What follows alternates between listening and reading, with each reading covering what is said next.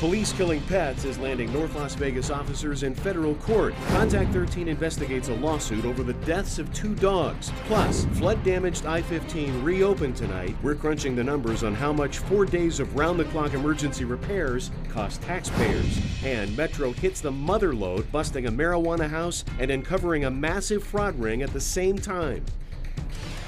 And we begin with the latest on that breaking story tonight. A bust at a local grow house, and Metro says it led to the discovery of one of the largest ID theft operations they've ever seen. Officers stormed the property earlier in the day at Hacienda and Rainbow. Action News reporter Jennifer Kastner is there live tonight with the latest. Jen. Steve, along with all of this pot, investigators found up to 100,000 driver's licenses and about 2,000 credit cards. All of that coming out of this house just behind me on this very quiet street. We talked to Metro right after they raided this place. Listen to what they have to say. It's a gated community, so you'd think you'd be safe in here, but this is exactly the target environment that these suspects who do marijuana grows, identity theft, they look for an environment like this where they can just blend into the community. So how much marijuana did they find? Police took 80 to 100 plants out of this rental house, along with all of the supplies needed to grow and sustain the pot.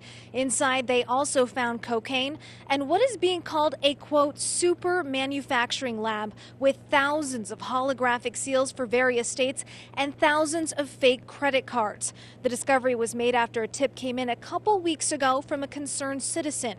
Neighbors here tell us they never smelled the pot until today. I mean, I went and walked the dog when I was notified by my children, and it did smell like cannabis just across the street. And I was like, wow, I was shocked.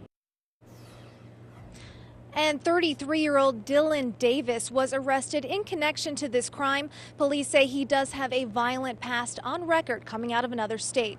Reporting live tonight, Jennifer Kastner, Channel 13 Action News. All right, thanks, Jen. Police have a high school student behind bars in connection with a deadly shooting.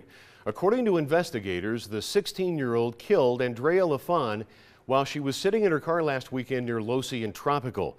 Police say the shots were fired after some sort of fight over drugs. The suspect is being charged as a juvenile right now, so his name is not being released. Traffic is moving tonight, albeit slowly, along I-15 through the Moapa area for the first time since Monday. That's where a long stretch of the interstate was torn up by massive flash flooding, but not everyone can get through just yet. Action News reporter Jackie Heinrich is joining us live near mile marker 64 with more. Jackie. Steve, I'm here at the truck stop where the 93 meets the 15, and here all commercial vehicles are being rerouted to a detour. Only passenger vehicles are being allowed through. That's because the part of the 15 that's being repaired can't withstand the weight of a commercial vehicle. But letting passengers through is enough to make a whole lot of commuters happy.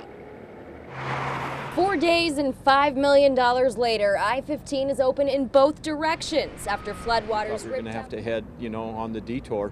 And we just found out, checking on our cell phone, that it was open, and so we were both going, yeah, we'll get home earlier tonight.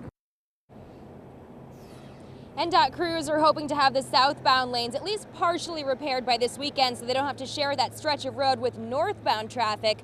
But they say the whole project won't be completely done for up to a month. Reporting live, I'm Jackie Heinrich, Channel 13 Action News. Thanks, Jackie. While a lot of attention has been on the flooding in Moapa, people living on Mount Charleston are scrambling to protect their homes from the next flood. They talked about it tonight during a meeting with the Army Corps of Engineers. Even though the monsoons will be over and winter's coming, you have to understand we got spring runoff. So depending on what kind of winter we have, but we're not going to have to worry about it because they're going to have the flood channel done.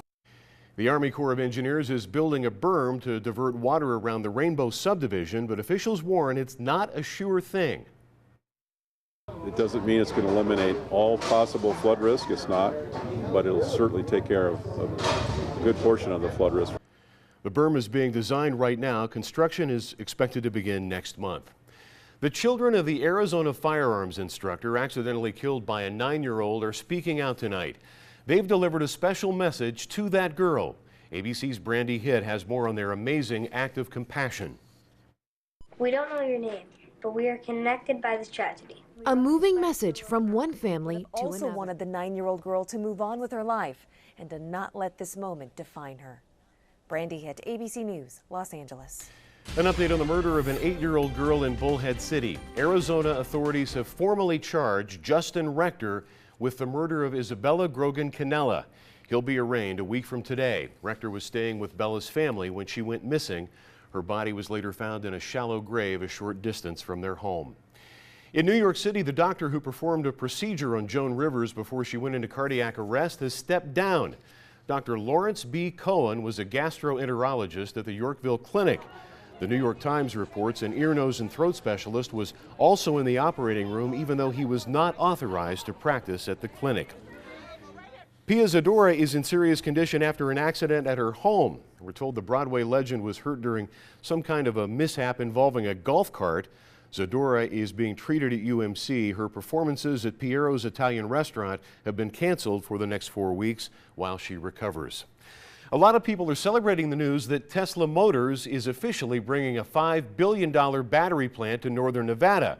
But tonight, others are worried about the negative impact of the unprecedented $1.2 billion in tax credits and incentives. They say that money has to come from somewhere, including the state film tax incentive to bring more movie production to Nevada. It's being slashed from $80 million to $10 million. They've already been pre-committed about half of that $10 million. So what was supposed to be a 4-year pilot program is now about half used up after 8 months. The Tesla factory will also need a $100 million road between I-80 and Highway 50. Some are worried that'll happen at the expense of road improvement projects in southern Nevada. Congresswoman Dina Titus is calling for the regional VA office to be moved from Reno to Las Vegas. Titus made the pitch yesterday to the new VA secretary and says Robert McDonald agreed to look into it. The VA has been under heavy scrutiny over the past year because of excessive wait times for vets to get medical treatment. A new review of Nevada schools shows mixed results for Clark County. The Department of Education released its annual Nevada report card today, ranking each school from 1 to 5 stars. It's based on factors like student performance and growth. CCSD says the number of 5-star middle and high schools increased, but more than 70 schools in the district lost stars.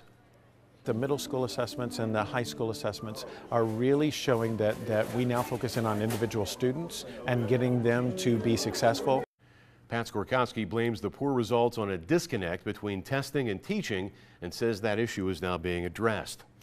Another domestic-related controversy tonight from the NFL. Right on the heels of the Ray Rice scandal, another player is getting accused of being physical off the field.